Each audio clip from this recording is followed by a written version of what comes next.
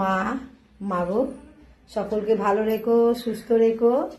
আজ হচ্ছে শুক্রবার, জানুয়ারি মাসের 3 তারিখ।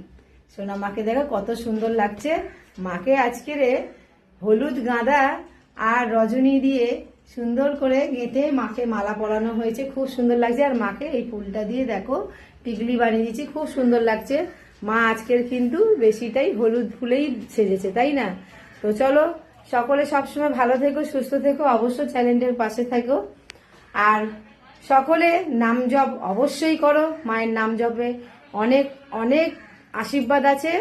তাহলে সকলে মিলে একবার বলো, জয় আনন্দময়ী সোনামার জয়।